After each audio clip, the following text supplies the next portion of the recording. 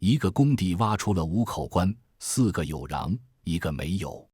工地频发怪事，3天不到，2个工人进了医院。我受人所托去工地运棺，那工地请来的高人却横拦竖挡，不许我运。他阴森森地对我说，这5口棺7天内谁都不能搬动，谁动谁就要填进去。大家好，欢迎来到我的频道。我把车开进工地时，那位被称作田大师的高人带着4、5个人高马大的壮汉就堵在我的车前。小子，我奉劝你，别为了赚那3瓜2枣的，把自己的命搭进去。那田大师穿着一身暗红色的唐装，头发全白，脸庞却异常的饱满红润，让人猜不出年纪。但那双眼睛却又很浑浊，像一个耄耋老人。绿豆人一样的眼珠咕噜噜的乱转，盯得人很不舒服。龙叔，要不算了吧，别给你找麻烦。蒋双蜷缩在副驾驶上，这小姑娘的精神已经快崩溃了，但她还是怕给别人添麻烦。外面那4、5个壮汉已经朝我们的车头围拢了过来。田大师的徒弟，一个像瘦猴一样的年轻人，原地蹦跶着朝我车上吼叫。我师父好心提醒你，我告诉你，可别敬酒不吃罚酒。龙叔，蒋双被吓到了，眼眶通红，又想劝我放弃。你别管，没事儿。我安抚他，你在车上待着，别下去。我打开车门，2步迈下车。那围拢过来的几个壮汉脚步霎时一停，可能是我之前一直坐在车上，他们看不太清。我这人天生异象，长得骇人，身材也超乎常人的高大，从小就被人说像张飞，又像李逵。那几个壮汉已经比周围的工人高出1个头了，可在我面前依然像没长开的孩子一样。他们一人手上拎着1根胶皮棒，我则直接就地取材，从旁边的材料堆里抽出根钢筋。哎，别动手，别动手！工地负责人叫张庆，原本还在旁边挠头，现在一看这架势，慌忙上前来阻拦。两位，咱们有话好好说，好好说。张庆此时也是骑虎难下。那位田大师是建筑公司的老板请来的，张庆不能得罪。但另一方面，工地此时人心惶惶，大家都不肯干活。工人们私下里都在传，那空了1口的棺材迟早是要吃人的，再不送走非出人命不可。而且警方已经查明了这5口棺材的原籍地，那4位亡者在家乡还有族亲，警方也让工地帮忙把棺木送回去。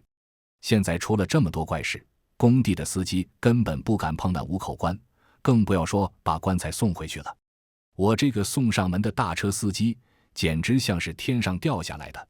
今天我要是走了，张庆自己都不知道还要花多少钱才能找到敢接这趟活的司机师傅。那田大师上下打量了我一番，嘴角一翘道，好一副修罗相，怪不得赶趟这趟浑水。但是小子，别以为光凭一身血气就能胡作非为了。这5口棺你碰不得，我不准你动，你就动不了。我提着钢筋踏步上前，没人敢挡我的路。那田大师也只是斜着眼睛看着我，我直接越过他，走到了那挖出5口棺的土坑前。此时正值晌午，阳光肆虐，那被挖开的土坑没有任何遮挡，那5口红艳艳的棺材就躺在阳光之下。其实这5口棺已经埋在土里20年了，表面的朱漆早已斑驳不堪，但也不知道那漆是不是涂得太久了，颜色都渗进了造棺的木质里。远远看去，那5口棺简直就像泡在血水里，让人不敢直视。我正要跳进土坑，一个年纪挺大的工人拦住了我。他的脸上也很是为难，不知道该不该掺和，但他可能还是绕不过自己的良心，出言提醒我道，你可想好啊，之前挖出这5口棺的2个工友都出事了，一个大白天的摔进了砖堆里，断了好几根肋骨，一个大晚上莫名其妙的从脚手架上跳了下来，到现在还昏迷不醒呢。我心里有数了，谢谢你。我跟那工友道了谢，还是跳进了土坑。一靠近那5口棺材，我就闻到了一股若有若无的香气。这香气让我心里一颤，因为这股味道我之前也闻到过，就在蒋双的身上。我跟蒋双本来是素昧平生，我这次来帮他也不是为了钱。7天前，我女儿下楼买酸奶，一个酒驾的司机把轿车开上了人行横道。我女儿刚好从超市出来，那辆轿车已经到了她的面前。她才11岁，根本没有反应的能力。等我得到消息，赶到现场时，心都差点飞出去了。地上满是破碎的保险杠和车灯，刺眼的刹车痕迹夹杂着一大滩鲜红的血。我妻子早逝，只给我留下了一双儿女。如果女儿再出什么意外，我都不知道自己会变成什么样。但是上天保佑，我女儿除了一点擦伤，什么问题都没有。危急时刻，是一个路过的女孩不要命地冲了过来，救了我女儿。那个女孩就是蒋双。但当救护车赶来时，蒋双却不见了，只留下了地上的一滩血。我就顺着那滴落的血迹去找，结果一路来到了旁边一栋公寓楼的天台上。蒋双那时正打算自杀，可能是人已经到崩溃的边缘了。蒋双需要一个可以倾诉的人。我以我女儿的名义慢慢靠近她，她就坐在天台边上，流着血跟我讲述她的经历。这个姑娘本不是个软弱的人，她从小没有父母，在福利院长大，这2年半工半读，好不容易上了所不错的大学。她一直很努力的生活，但自从3个月前一场噩梦过后，蒋双的生活就完全变了。蒋双告诉我，那天中午他突然听到外面有放鞭炮的声音，那一连串的鞭炮声很响，却又有些怪异，好像一直在移动，而且离他越来越近了。蒋双捂住耳朵，意识一昏，下一秒就进入了一个极度黑暗的空间。那个空间十分狭窄，他只能躺着，胳膊都伸不开。他伸手去摸索，摸到的都是坚硬的木料。接着整个空间都开始晃动，他能隐隐听到外面有人说话，他甚至好像听到了他室友的声音。只是那断断续续的对话内容让他毛骨悚然。他听到有人说把口封好，用蜡封，他听着呢。蒋双在那一瞬间内心的恐惧到达了极点，他开始拼命地拍打封住他的木头。但他渐渐感觉四周开始热了，有滚烫的粘液从顶部的缝隙里灌了进来。是蜡，他要不能呼吸了。蒋双开始大喊大叫，四处蹬踹。就在这时，有人在背后推了他一把，他好像一下就从那狭小的空间里脱离出去了。在他要出去的瞬间，他回头看了一眼，他想看看是谁救了他。可他转过头时，看到的却还是他自己的脸。从那个梦里醒来之后，蒋双对他的室友和朋友都有了莫名的恐惧。而在那天之后，他几乎每晚都要做那样的梦。梦里他被关的时间越来越长，那种窒息的濒死感也越来越重。每次好像都是另一个他把他救出来，可那另一个自己好像被永远留在那个空间里了。这让蒋双时常感觉，是不是自己根本没有逃出来？夜里的梦才是真实的，而白天发生的一切才是他在做梦。他的精神越来越虚弱，身边的同学都变得莫名诡异起来，好像总有人在背地里窥视他。蒋双逐渐不敢再接近任何人，也不敢向任何人求助。他觉得自己可能是生病了，他怕自己的一惊一乍给别人带来困扰。他也一直在看医生，吃了很多药，一开始还有些作用，但后来他的症状反而更严重了。他开始在大白天看到一些莫名恐怖的场景，有时他会看到一群人抬着一口棺材出现在校园里，周围的人都看不到。有一次，他甚至看到他的一个室友在宿舍里生孩子，鲜红的血液铺了满床，他室友的肚子高高隆起，大得离奇。可实际上，他室友那天根本没有回宿舍，人家也没有怀孕。就这样被折磨了近3个月，蒋双实在是坚持不下去了。他找不到出路，也无人依靠。他坐在天台上，哭着看着我，他说：叔，你别管我了，这就是我的命。我知道，我死了，一切就结束了。我说，你救了我女儿，你的命我管定了，你就当给自己最后一个交代，相信我一次。我倒不是什么专业的玄学师傅，我只是个开大车的司机。但就像那个田大师说的，我有一副修罗相，加上天生八字硬，血气重。我开大车那些年，常常闯野路，冲路煞，怪事遇到过不少。而且近几年，我为了还债谋生，也接触了很多邪门歪道。我不怕那些东西，他们凶，我更凶。我幼时得遇一个老道，送了我一根打魂鞭，专克凶煞。那老道当年就说我修罗相，菩萨心，这辈子注定要吃阴阳饭。我如今38岁，父母病逝，妻子也早去，家里只有一儿一女和老岳母了。我的亲人就是我的一切，蒋双救了我的女儿，我不可能见死不救。这几天我一直在帮蒋双调查他的经历。蒋双在他的噩梦里见过5口呈圆形分布在土坑里的棺材。也是凑巧，3天前我听说了这片工地挖出5口棺材的事。算起来3个月前，蒋双第一次做噩梦的时候，也正是这片工地开始动工的时候。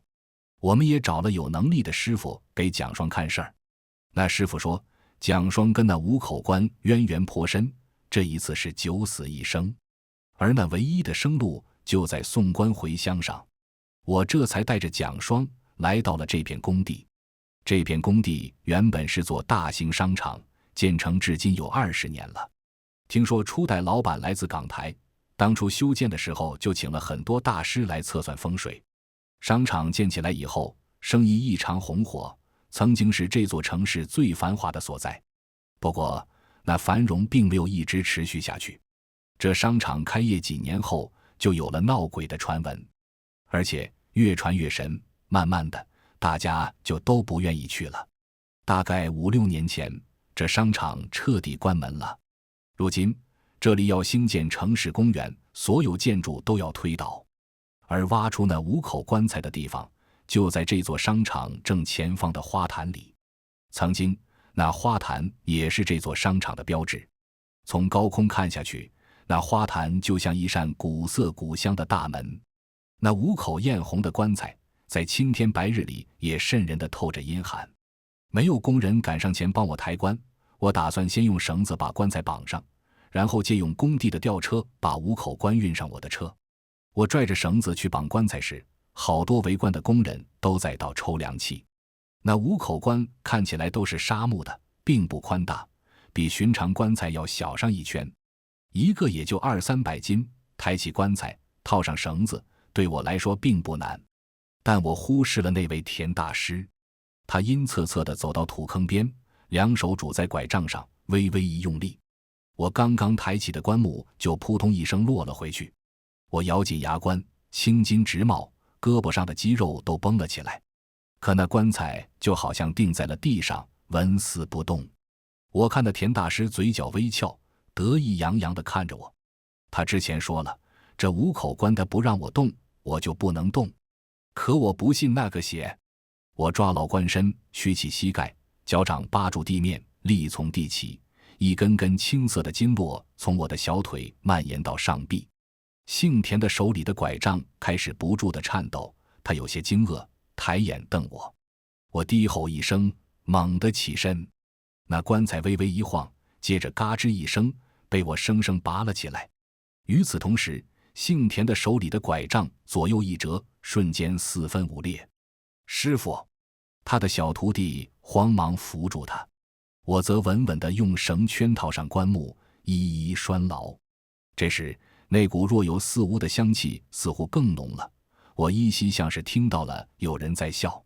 那边田大师推开了他的徒弟，他恨我让他丢了面子，怒气冲冲地指着我道：“去给我按住他。”他那4、5个保镖虽然仍有些犹豫，但也不得不听田大师的话。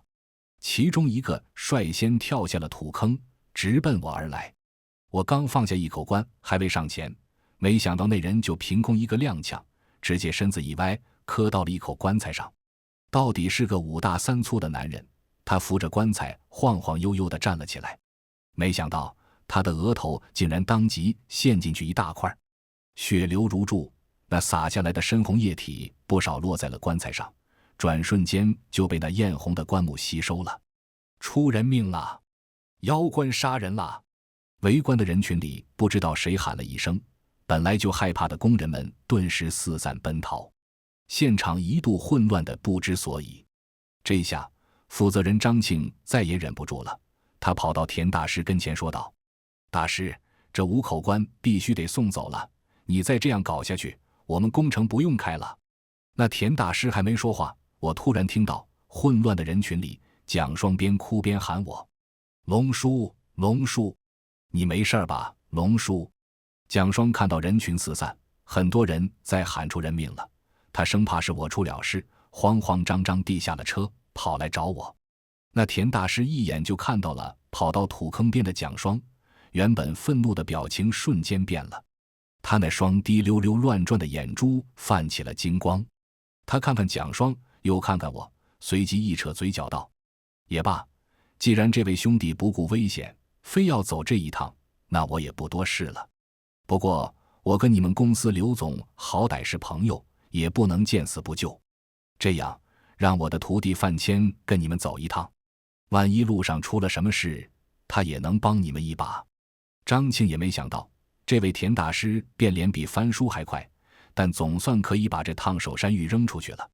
不过这一趟送棺，不止范谦要去，张庆自己也得跟着，因为等棺材送到，他还得跟警方那边交代一下。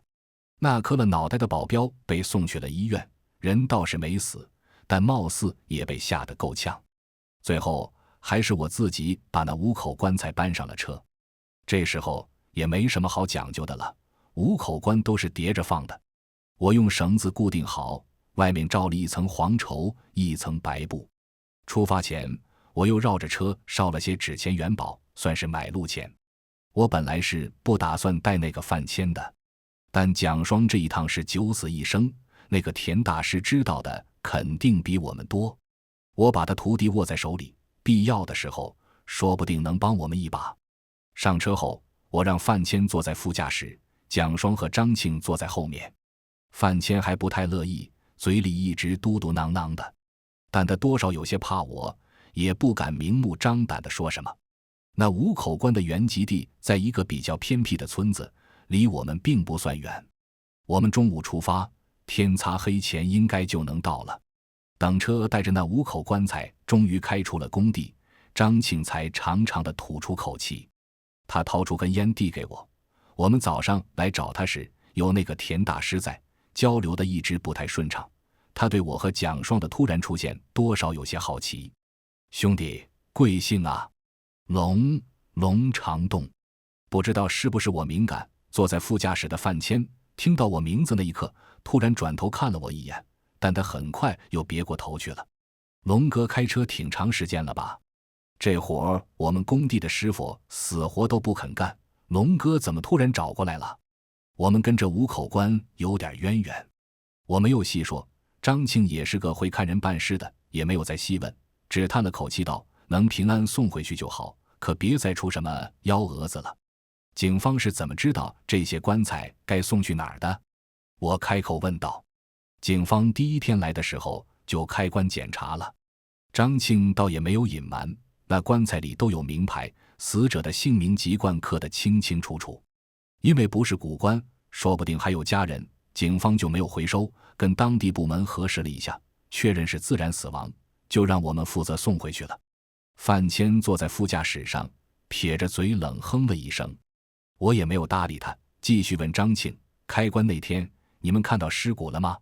张庆狠狠吸了口烟，看到了，都用布裹着的。说出来你们可能不信，那开出来的4个没有一个是成人，都是小孩。小孩？我感觉到缩在我身后的蒋双身上狠狠一抖。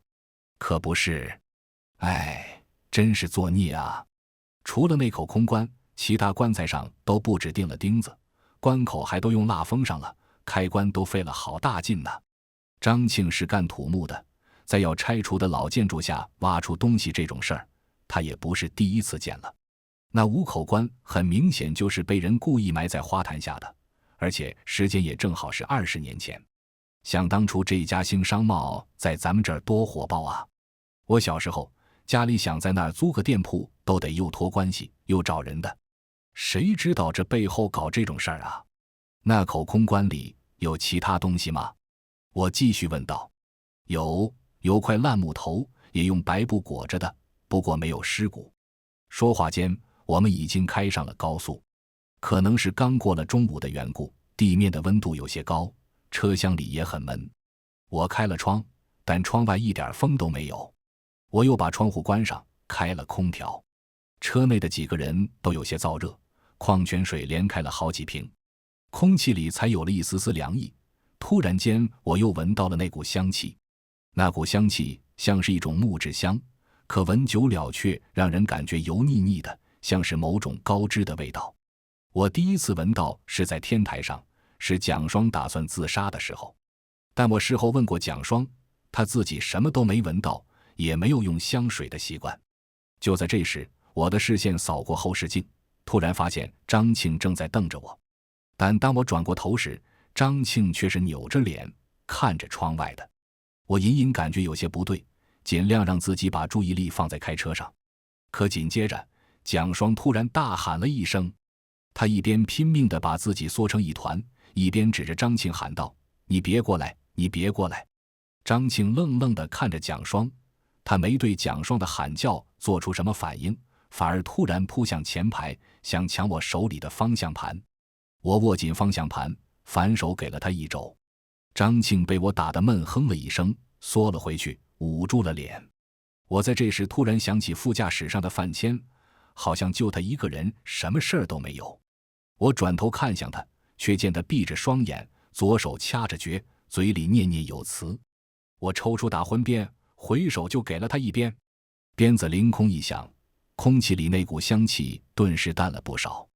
范谦被我抽得哎呀了一声，捂着红肿的手背朝我喊道：“你干什么你？你他妈敢在老子眼皮底下动手脚？你信不信我把你卷车轮底下去？”范谦的气势一下就弱了，他哆嗦着嘴唇道：“谁动手脚了？我他妈念的是清心咒，这车厢里都是尸臭，你们闻不出来啊？”这话让蒋双和张庆的脸霎时都白了。我再次打开了车窗，这回有风吹了进来，那股香气顷刻就散了。张庆磕磕巴巴地道：“我刚刚也不知道怎么了，我就突然觉得你们都不是好人，要害我，我就想跑下车去。”蒋双蜷缩起膝盖，紧紧抱住自己。他和张庆的感觉是一样的，只是这种经历，他在过去3个月已经遭遇过无数次了。没事的，蒋双，别害怕。我开口，蒋双抬起头，从后视镜里注视到我的眼睛，他紧紧抿住嘴角，点了点头。我转而冷声警告范谦道：“你手脚最好给我放干净点。我不管你师傅是让你来干嘛的，你现在是坐在我的车上。这一趟要是不顺利，我抓不到你师傅，我就拿你去偿命。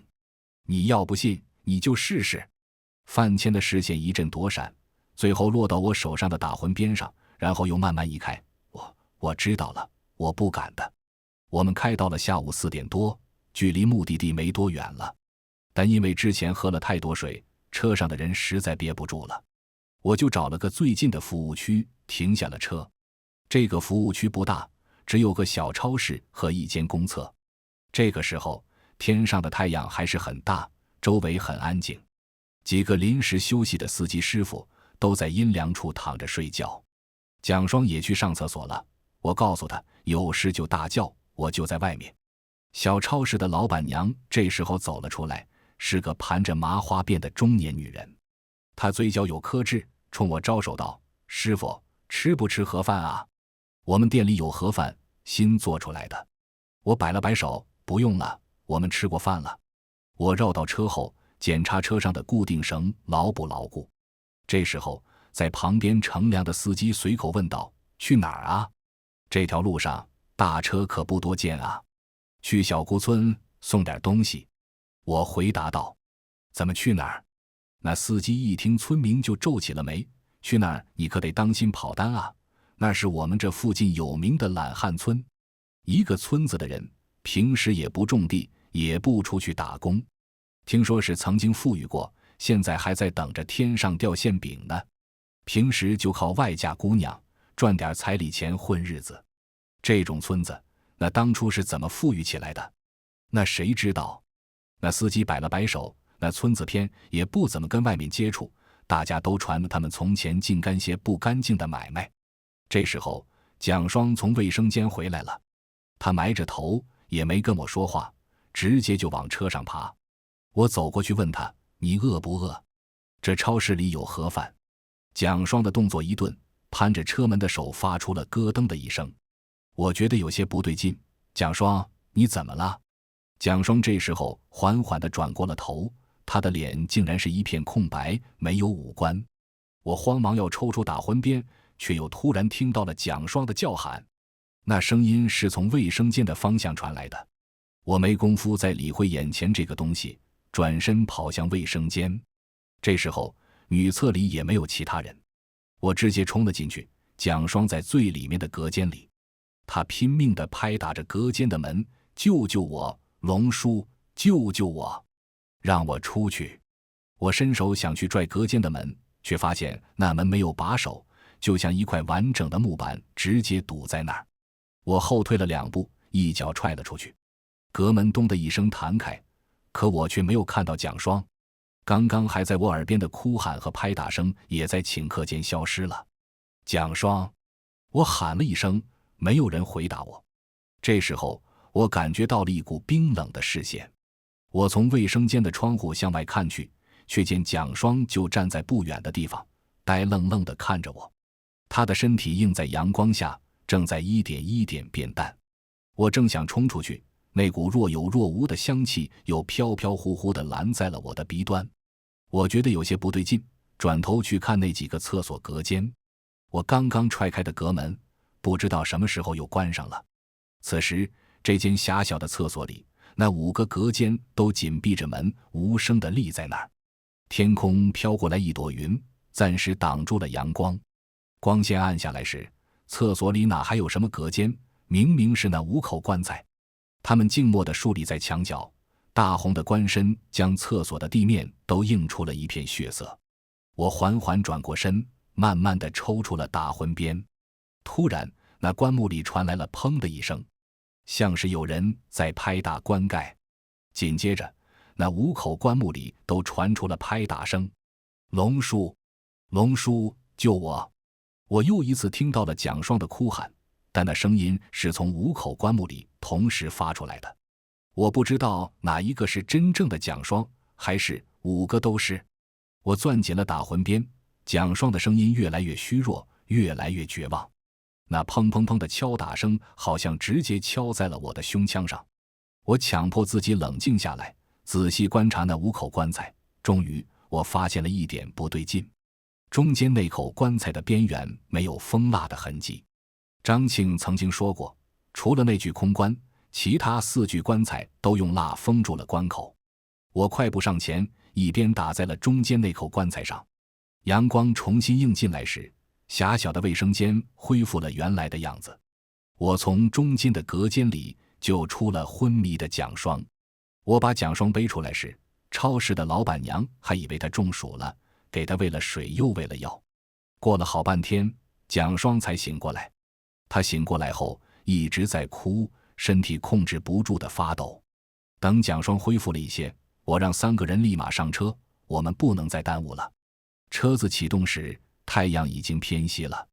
我一脚油门还没踩下去，一个头发花白的老太太突然出现在我们的车头前面。她颤颤巍巍地走了过去，却又在光天化日之下化成了一股青烟。那，张庆被吓得话都不会说了。范千暗骂了一声：“真他妈阴！”我转头看了他一眼，发现他把手腕上的挂件攥在了手心里，那东西红红润润的，像块椭圆形的石头。运棺上路，难免会遇到这些东西，更不要说我们运的不是普通棺材了。我没有再理会其他，把车开上了路。这里的路况说不上好，道路两旁很荒芜，偶尔能看到几棵树，也都长得七扭八歪的。路上连车都很少，好半天才开过去一辆。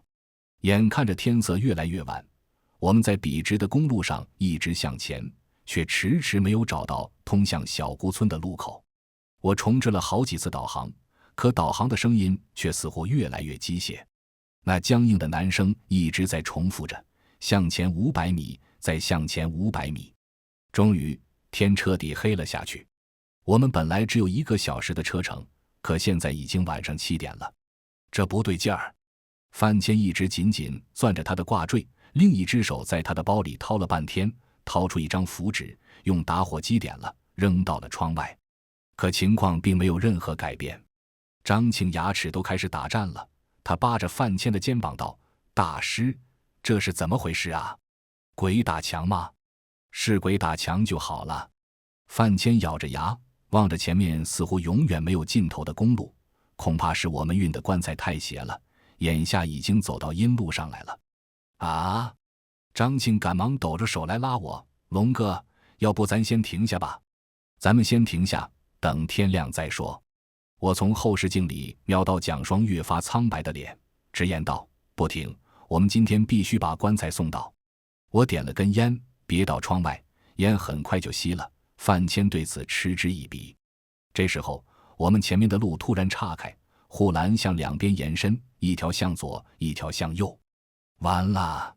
范谦的脸色霎时就白了，生死路走错了就再也出不去了。啊，那怎么办啊？张庆整个人都慌了。大师，你想想办法啊！不行，给田大师打个电话吧，是左是右，让他帮咱们算算。现在什么电话都打不出去了。范谦仍然紧紧攥着他的挂坠，他的包里装了一堆乱七八糟的符纸，可好像一个都用不上。张庆眼瞅着快要崩溃了，他本以为就是送个棺材，那些工人没一个肯干，他才自己来的，谁能想到要把命搭进去啊？龙哥，你先停车吧，咱们先选好，你再走吧。龙哥，张庆又想来抢我的方向盘，我一把把他推了回去。范谦这时候也有些六神无主了，他四处张望着，又转头冲我喊道：你先停车吧，你停车，我想想办法，这生死路不能随便闯。我没理会范谦，一脚踩住了油门。我开了20年大车了，我们开车冲煞的有自己的规矩，在夜里遇到这种不该分岔的分岔路，只有一条路可走，那就是走直线。你要干什么？眼看着大车朝2条分岔路中间的护栏撞了上去，车里的3个人都慌忙握住了扶手。我一点速度没减，直接冲上了隔离带。奇形怪状的杂草打在我的车身上，车子跟着一阵颠簸，四周扬起的沙石碎土把视线都挡住了。我仍然没有松开油门，一路向前开去。终于，车身猛地一晃，车轮瞬间平稳了下来。我们再次回到了公路上，没有岔路，我的车头上甚至没留下一点划痕。范谦吓得眼泪都出来了，紧紧靠在副驾驶上，大气都不敢喘。张庆整个人都懵了，好半天一动都没动，反而是蒋双一直紧紧握着扶手，比那2个人都还要冷静些。我稳住了车速，继续向前，没走多远就看到了一辆小3轮车。驾驶3轮车的是个男的，车斗里坐了个女的。我放慢了车速，靠近他们，透过车窗问了一句：兄弟，小姑村还有多远啊？前面路口下去就是了。开3轮车的男人给我指了一下。我道了谢，正要回头时，却突然发现坐在3轮车后面的女人有点眼熟。她嘴角有颗痣，虽然没有盘麻花辫，但她跟之前服务区那个超市老板娘长得好像一模一样。我们这次总算顺利到达了小姑村，但时间有点晚了，已经晚上9点多了。张庆给负责接收的村长打电话，几次都没打通。好在这村子的村口有间旅店，收拾得还挺整洁。那旅店的老板十分热情，我们刚一到门口就招呼我们进去。说来也奇怪，这村子怎么看都又穷又小，在这儿开旅店，平时真的会有客人吗？我心怀疑虑地走进那家旅店，听旅店的老板介绍，他们家这店竟然开了20多年了。虽然外表很陈旧，但能看出来，这房子当初建的时候用料都很扎实。我们路过1楼时，看到一个房间开着门，有一个女人盘着头发坐在里面的床上，她眼小嘴大，长相多少有些怪异，身上盖着花被。旅店老板紧走了2步，把那扇门给关上了，回头冲我们一笑道：“这是我媳妇，正坐月子呢。”入夜，我在蒋双门外的沙发上假寐，我不敢让蒋双一个人待着，我怕他出事，但我还是大意了。快到午夜时，我又突然闻到了那股香气，只是这次味道要浓郁很多，直接呛入鼻腔，我几乎不能呼吸了。我想坐起来，却突然发现自己不能动了。我的大脑开始昏昏沉沉，好像马上就要失去意识，但理智告诉我这不正常，我绝不能睡过去。就在这时，我听到了一阵脚步声，好像有好多人往蒋双的房间走过来了。我努力跟那股睡意抗争着，那帮人走到了我跟前，有几个影子在我面前晃了晃，接着我听到了范谦的声音：“不行，不能动他。”范谦好像在拦着什么，这人在窥天台里挂了号了，人家交代过，绝对不能动他。我心头跟着一颤，窥天台，我跟这个窥天台打过好几次交道了，那是一伙只要给钱就什么都干的邪门歪道。他们组织一直都神神秘秘的，我知道他们名号的时间也不久。范谦的话是什么意思？窥天台不让人动我？为什么？我们不是敌人吗？可是你师傅说，跟范谦对话的声音我也很熟悉，是那个旅店老板。我师傅说也没用，他之前是不知道这个人是龙长栋，他要是知道，他根本不敢。窥天台抛弃我们这么多年，我们没必要给他们面子，这个人不除掉，是给我们自己找麻烦。这次说话的是一个老头，我感觉到一个黑影正朝我的头上砸下来，可我现在动一下手指都困难。不行，范谦又一次拦住了那个影子。我不管你们跟窥天台有什么恩怨，我跟我师傅可不想得罪那些人。你们要执意这么干，那这笔生意我们不做了，那5口棺材你们留着养老吧。那旅店老板一听这话，瞬间就急了，他似乎拉着那个老头在劝些什么。此时我已经很难维持清醒了，只能听到钱最重要，蒋家姑娘，好不容易找回来这些断断续续的词语。最终我彻底昏了过去，我的意识在黑暗里飘飘忽忽，那股甜腻的香气一直围绕着我。我在恍恍惚惚间落入了一个怪异的梦里。梦中我出现在一户农家的窗外，那房子里似乎有人在生孩子，躺在床上的产妇影子映在窗户上，肚子大得离奇。我有些不安，产妇的惨叫声开始逐渐传来，一声大过一声。这时我隐约听到了有人在说话，我想听得清楚些，就又往窗边靠了靠。可那产妇陡然一声惨嚎，一道鲜红的液体扑地洒在了窗户上。我下意识地回身想跑，却看到一连串的人抬着棺材从门口经过。有那么一瞬间，我感觉那棺材里装的是蒋双，我慌忙去追。可我刚跑到大门前，那扇门却变了。我一步踏进了刚才的产房里，血腥的味道霎时充满了鼻腔。我不受控制地看向了刚刚产妇躺着的地方，那里坐着一个女人，她有些像是蒋双的长辈，又有些像我们在旅店里见到的那个坐月子的女人。她盘腿坐在床上，身上盖着花被，那双漆黑的眼睛一动不动地望着我。我见她慢慢地抬起双手，两手掐住莲花诀，交叠放在胸前。接着她身上的花被慢慢退了下去，露出她肚子上一个血红的窟窿。我终于能动了，我还是想去找蒋双，我转身向外跑。但当我再一次打开门，门外还是那个产房，仍然是那个女人，仍然是那个动作，只是她肚子上那个血红的窟窿在越变越大，里面好像隐隐有什么东西在蠕动。我看得头皮发麻，可无论我怎么努力，我好像都逃不出这个房间。我开始生气了，我的理智逐渐回笼。我意识到我必须清醒过来，蒋双一定是出事了。正在我努力挣扎时，我突然闻到一股檀香的味道。我循着那个味道朝房间的角落跑去，黑暗霎时笼罩了我。我猛地睁开了眼睛，我前面站着一个人，手里拿着一捆香。我没想到竟然是那个旅店老板的妻子。我闻到的檀香味儿就是他点燃的。他朝我张了张嘴，却没有发出声音，他好像是不会说话。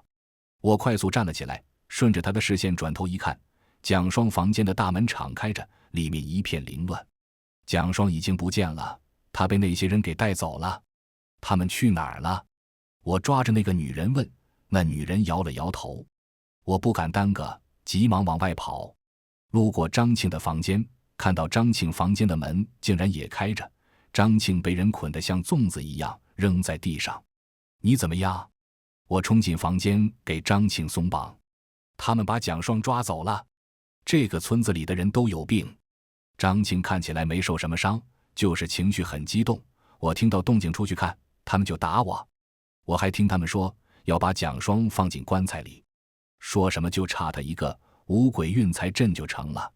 我知道了，你去找个安全的地方待着，然后赶紧打电话报警。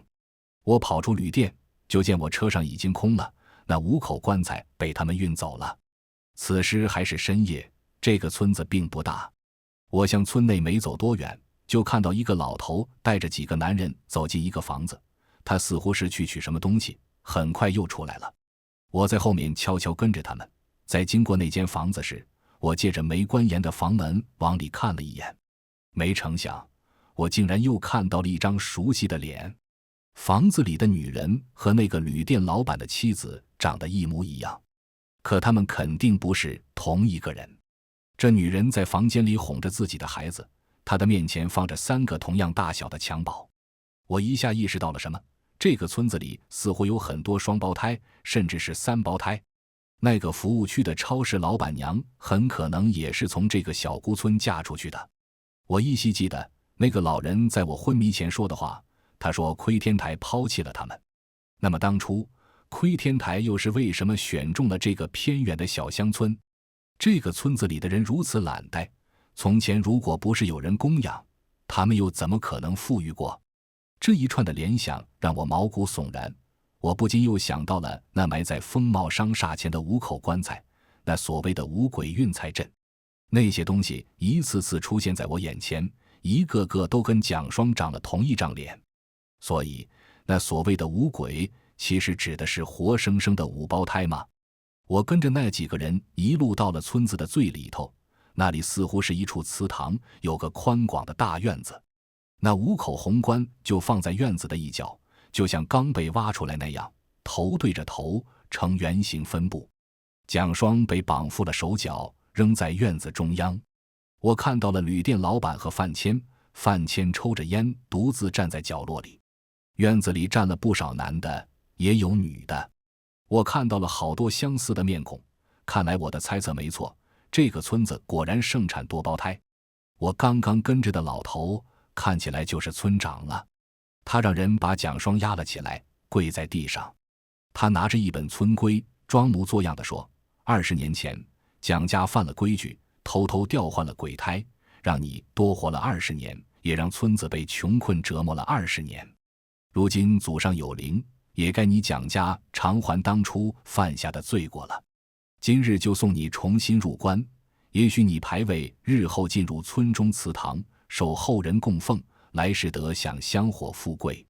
蒋双吐掉了嘴里塞着的破布，红着眼眶道：是你们害了我的家人，害得我无家可归。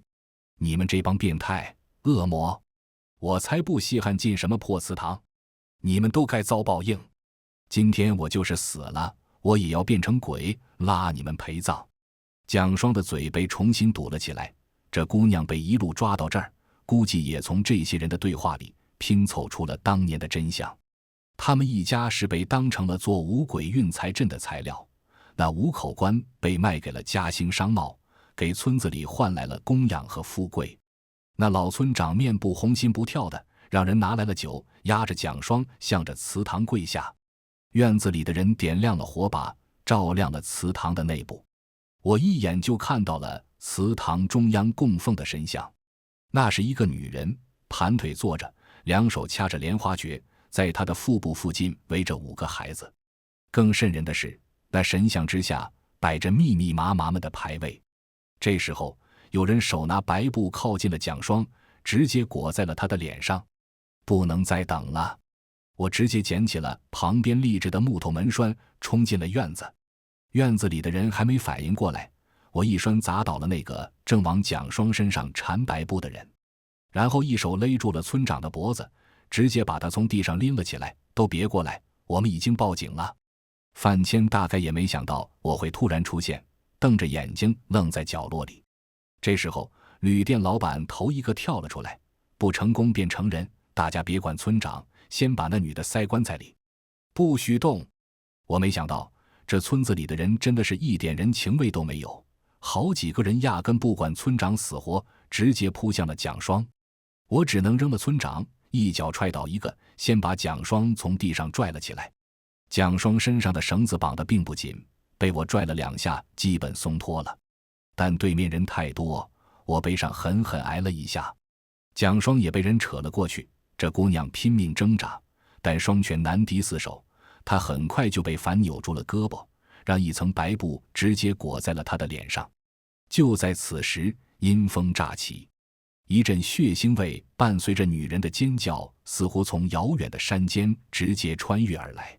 院子里的灯笼和火把都开始闪烁个不停。我恍惚间又看到了那个产妇，她躺在床上死命地挣扎着。20年前，这个偏僻的乡村能有什么医疗资源？生育那5胞胎就是要产妇的命。这时，停在角落里的5口棺都忽地竖了起来，其中4口棺内开始传出婴儿的啼哭，女人的哀嚎声也越来越惨烈。她的5个孩子逐一离开她的身体，可一个个都没了气息。这下村民们再也坚持不住了，他们知道自己干过什么。其实除了那5胞胎，为了不劳而获，他们不知道牺牲了多少孩子和女人。院子里火光一闪，最后一丝光亮也没了。村民们纷纷出逃，他们拥挤在祠堂的门前，摔倒在地上的人被当成了人肉脚垫，没一个人肯停下脚步。但利益当前，仍然有人不愿放弃。被我放开的村长和那个旅店老板带着几个男人仍然想把蒋双拖进棺材里去。我举起门栓冲过去就打，我打倒了几个，但蒋双仍然被拖到了棺材前。这时那女人哭喊的声音弱了下去，那4口棺材里也逐渐没了婴儿的啼鸣。天上惨白的月亮映了下来，将祠堂里那诡异神像的影子拉得老长。突然那空着的棺材猛地掀开了棺盖，一缕黑影直接拴在了蒋双的脖子上，将他整个拽了进去。蒋双，我好不容易将那几个男人都掀翻在地，再想去救蒋双时，那棺盖已经重新合上了。任凭我吃奶的力气都使了出来，就是打不开那盖子。这时我看见了还愣在角落里的范谦，我一把薅住他的领子，把他拽到了5口棺中间，说：怎么把蒋双救出来？范谦还想挣扎挣扎，抿着嘴巴不肯开口。这时候我看见了范谦手上的挂坠，我把那东西一把拽了下来，范谦的脸色立刻就变了。哎，别，你说不说？我捏着那挂坠，这东西是你的护身符吧？没了它，你说我把你扔在这5口棺中间，你那师傅能不能来得及救你？这时候那种若有若无的香气又飘来了，范谦立时白了脸。我说，但我也不确定。蒋双本就是五鬼运财阵的一部分，除非破了阵眼，彻底毁了这阵，否则蒋双被关进去肯定就出不来了。阵眼，这五鬼运财阵应该是当初窥天台搞的鬼，可我怎么能知道他们把阵眼放在哪儿呢？眼看蒋双被关进去的时间越来越长，我很急。我在院子里四处看，突然我看到了那个双手掐着莲花诀，端坐在一排又一排牌位上的神像。那神像让我觉得熟悉，我想起了我做的梦。梦里的女人一次又一次地摆出那个姿势，一次又一次地露出他肚子上的洞。我知道了。我捡起门栓。倒在地上的村长看着我冲向了祠堂的神像，嘶吼着爬起来，还想阻止我，被我一脚踢翻。不要啊！我冲进了祠堂，高举门栓，狠狠倒向了那神像的肚子。但那神像的肚子好像被什么力量保护着，任凭我的门栓砸上去，连点印子都没留下。我没放弃，一次比一次用力地砸着。这时候我又听到了一声婴儿的啼哭。那围拢在神像四周的5个孩子突然张开了大嘴，狠狠咬在了神像上。这一次我一把捅碎了那神像的肚子。院子的角落里轰隆一声响，那5口棺材同时爆开了。警察赶到时，这村子里的人疯了大半。村长和那个旅店的老板疯得最厉害，自己拉扯着自己的头发，把头皮都要扯下来了。我把蒋双救了出来，他对着那5口棺材哭了好久。那棺材里干瘪的4个小人都是蒋双的亲人。最后关头是这5个孩子破了那邪恶的神像，救出了他们唯一在世的姐妹。事后我帮着蒋双把那4个孩子火化了。蒋双的母亲就葬在村子后面的大山里，蒋双把他的尸骨也移了出来，跟他的兄弟姐妹们合葬在公墓里。安葬了亲人，蒋双恢复得很快，他就像一株打不倒的顽强小草。他告诉我，他有家人了，以后都不孤独了。他很感激我，想把打工赚来的钱都塞给我，我拒绝了。不久后，蒋双重新回到了大学里，他的同学和室友们并没有嫌弃他，大家都很关心他。那之后，我们配合警察调查了几天，综合起来，就是这个村子可能是因为基因的问题，经常孕育多胞胎。村里的人就利用这一点，一直在搞封建迷信活动。这次彻底调查下来，里面不少人余生都得待在监狱里了。蒋双的母亲当初孩子没生完就咽了气，从她肚子里拿出来的5个孩子，只有蒋双还活着。那村子里也不是一个好人都没有的，就像那个旅店里的女人。有人偷偷把蒋双调包送了出去，这也导致嘉兴商场的五鬼运财阵根本没成，几年后就破落了。